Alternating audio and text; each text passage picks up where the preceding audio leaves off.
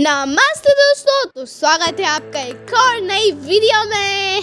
सबसे पहले तो मैं आपसे सॉरी बोलना चाहती हूँ क्योंकि इतने दिन वीडियो नहीं आ पाई, क्योंकि जो हमारी एडिटर मैडम है ना, वो बहुत कामचोर है, तो उनका तो हम कुछ कर नहीं सकते। पर आपका ज़्यादा समय ना गवाते हुए हम आपको लेकर चलते हैं शांति व अहिंसा का प्रतीक बौद्ध मॉन्क सम्राट के द्वारा सॉरी सम्राट अशोक के लिए फेमस सांची शहर में। क्या आपको पता है 1989 में इसे वर्ल्ड हेरिटेज साइट बनाई थी। रास्ते में हम लोग जा रहे थे तो हम लोगों को एक शेर मिला, पर ये तो हमारे ड्राइवर भैया को लगा, हमें तो वो कुत्ता ही लग रहा था। हम लोग जब गए थे ना, तब अप्रैल था। और आप लोगों को फ्री की एडवाइस दूँ मैं कि आप जब तभी जाना जब ठंडी या बरसात का महीना चल रहा हो। हम लोग यहाँ अप्रैल में आए थे, यहाँ पे बहुत गर्मी थी। यही हम लोग की सबसे बड़ी भूल थी कि हम लोग अप्रैल में आए। वो तो हम लोग यहाँ से गुजर रहे थे, तो हम लोग ने सोचा कि चलो चलते हैं। पर यहाँ की सुंदर व्यूज़ आपको थकने नहीं देंगे। और लो देखो, थोड़ी ही देर में हम बातें करते, गप्पे मारते और गाना सुनते पहुंच गए सांची। और हमें आसानी से पार्किंग मिल गई क्योंकि गर्मी की वजह से यहाँ पे एक भी फॉरेनर नहीं आया और ना ही ज्यादा लोकल लोग थे। जैसे ही आपको पार्किंग मिल जाए, आप अपने सामान को अपनी गिड्डी में रख के डिग्गी में रख के अपना सारा सामान आप सिर्फ पानी की बोतल लेके चलिए और मौसी जी को बोलो हाय। और हमारे लेफ्ट साइड में है म्यूजियम। जब आगे बढ़ेंगे तो आप लोगों को दिखेंगे कि बाहर से ही कितने सारे स्तूप दिख रहे हैं और यहाँ पे आपको पिक्चर खींचने के लिए भी बहुत सारी प्लेस मिल जाएंगी। और यहाँ पर होगी आपके पर्स की चेकिंग, जैसे कि मेरी मम्मी की हुई। और मेरी मम्मी के पर्स में से सारी मूंगफलियाँ निकाल ली गई। चेकिंग चैम्बर के सामने आपको सारे इंस्ट्रक्शन मिल जाएंगे, जैसे कि 15 साल से बड़े लोगों के लिए सिर्फ 40 रुपए टिकट के और 15 साल से छोटे बच्चों को टिकट फ्री। और यहाँ पे आपको मिलेंगे बहुत सारे मैप, जिससे आपको पता चल जाएगा कि कहाँ पर क्या लोकेटेड है।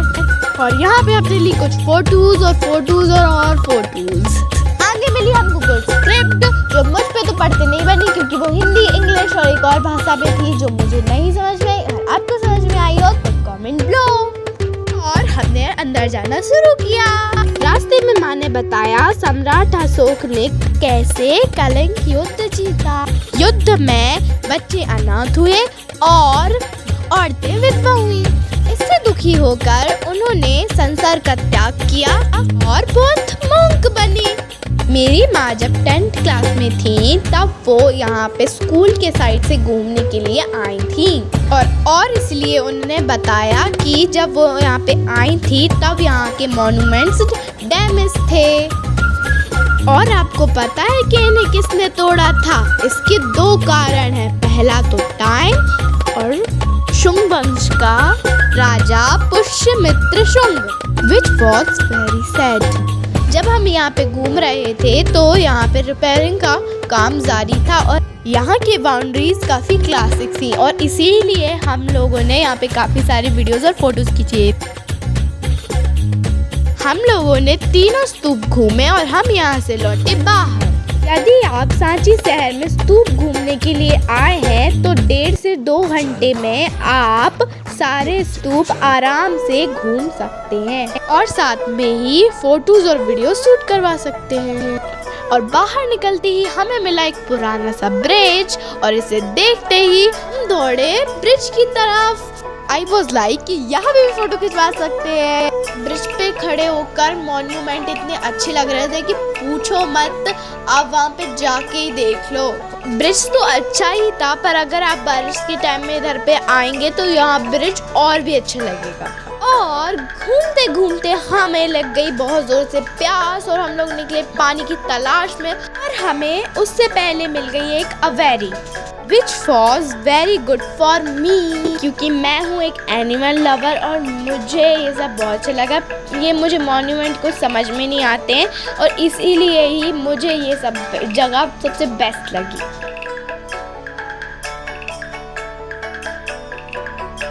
थोड़ी ही आगे चलते ही हमको मिला एक वाटर कूलर जहाँ पे आप अपनी प्यास बुझा सकते हो, और आगे ही थोड़ी चलने के बाद वहाँ पे आपको आगे जाके हम वॉशरूम भी गए और वो वॉशरूम काफ़ी क्लीन थी। ये बहुत अच्छी बात है।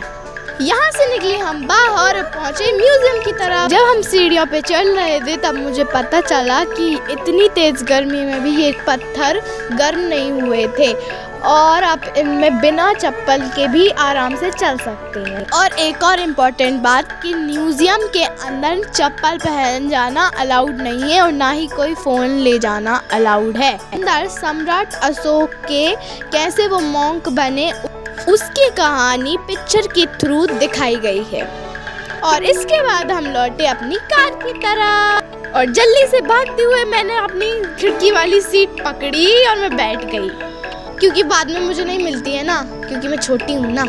अरे मैं आपको एक इम्पोर्टेंट बात तो बताना भूल ही गई। अगर आपने अभी तक हमारे चैनल को सब्सक्राइब नहीं किया तो जल्दी से सब्सक्राइब कर दीजिए और लाइक शेयर और कमेंट भी कर दीजिए। अब आप हमें कमेंट करके बताइए कि नेक्स्ट आप हमें कहाँ घूमते हुए देखना चाहते हैं। और अब हमारी जर्नी यहीं पे खत्म होती है, तो bye bye, tata and be happy and be hydrated.